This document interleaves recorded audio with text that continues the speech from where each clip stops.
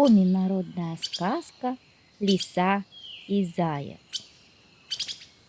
Жили на лесной полянке лиса и заяц.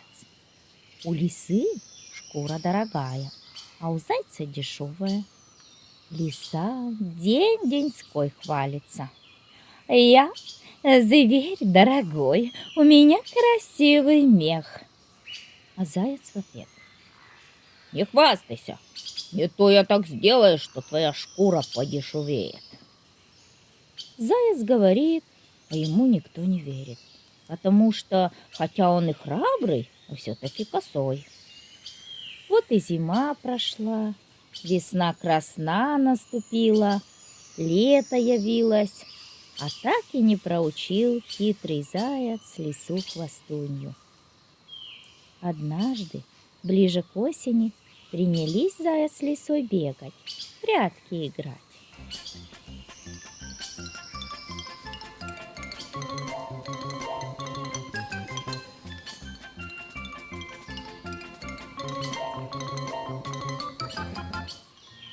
Бегали заяц с лисой по парме, дремучему лесу, и косой заманил лисицу в ловушку.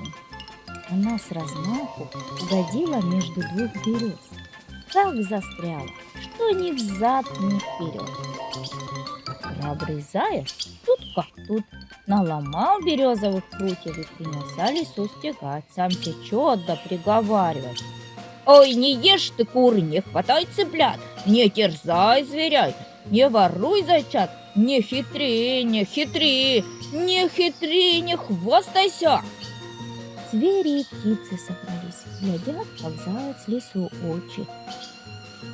Храбрый заяц листал лису до тех пор, пока все прутья не обломались, и сам от усталости на землю не повалился.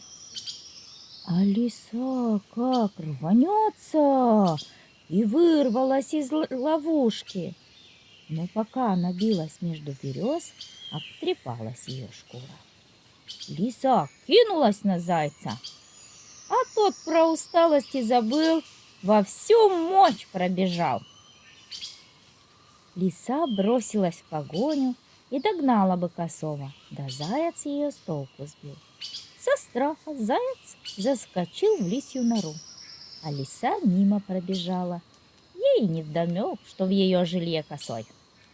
А в норе лисята закричали зайцу: «Кто ты такой? Уходи!»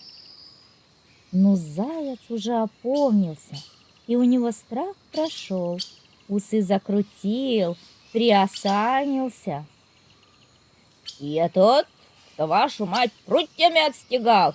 Покажите мне второй кот, а то и вам не миновать наказания!» — закричал храбрый заяц. Испугались лисята, показали зайцу второй ход из норы, и он дальше по лесу помчался. Бежит во весь дух, чует, что лиса снова на его след напала. Бежал косой. 7 гор перескочил, 7 лесов перелетел, 6 рек переплыл. А как добрался до 7-й реки, так кувырком с пригорка покатился и угодил в прибрежную грязь. До того вымазался заяц, уши и те к голове прилипли, и стал он похож на бобра. А умываться-то некогда. Только косые глаза протер лапками, скорее связал плот и собрался плыть вниз по реке. А лиса 7 гор перескочила, 7 лесов пробежала, добралась до 7-й реки, чует: на берегу зайцем пахнет. Глядит, бобер, весь грязью измазанный, на плоту стоит и багром от берега плот отталкивает, да никак не оттолкнет. Лиса и спрашивает: «Бобер, не пробегал ли тут заяц?» Улыбнулся косой, свой плот наконец-то оттолкнул и спросил: «Это какой заяц-то? Уж не тот ли, что лису березовыми прутьями отстегал, дорогую шкуру я испортил. Не знаю, отвечает лиса. Мне этот заяц не нужен. Подумаешь, дело было на копейку, а разговор за 7 горами.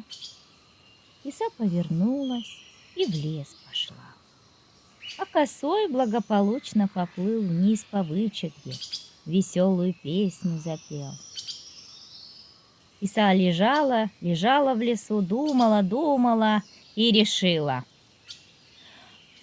Ой, пойду я опять к реке.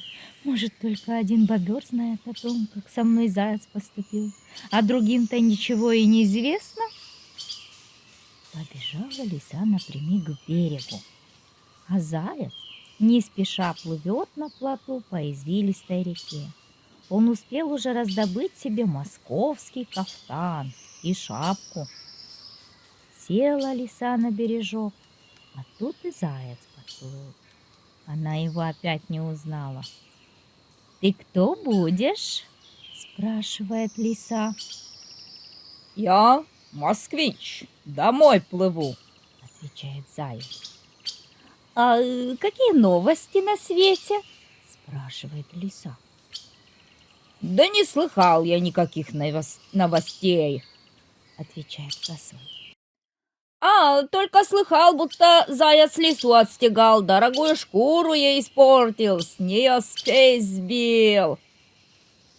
Лисе горько стало, опять пошла в лес, легла под дерево. А заяц плыл, решил отдохнуть, к берегу пристать. А лиса полежала и снова вышла к реке. Побежала по берегу. Ой, не встречу ли, думает, еще кого-нибудь. Может, только бобер да москвич слыхали о моем позоре. Снова села у реки и ждет, не покажется ли кто. Глядь, заяц плывет. Лиса опять его не узнала. Он шапку новую надел. «Ой, кто ты? Откуда плывешь?» — спрашивает лиса. «Москвич я, из Москвы плыву», — отвечает косой. «Ой, не слыхал ли в Москве какую новость?» «Да никаких особых новостей не слыхал», — молвил заяц. «Только вот говорят в Москве, будто заяц лису прутьями отстегал». «А кроме того, ничего особенного не слыхал?» «Ох!» — вздохнула лиса. «А не знаешь, не подешевела ли теперь дорогая лисья шубка?» Заяц отвечает. «Конечно, подешевела. Если 20-рублевой была, то после такого случая 10 рублей будет стоить. А если 10 рублей стоила, то до 5 рублей дойдет». Заплакала лиса, в лес убежала и с той поры не хвасталась.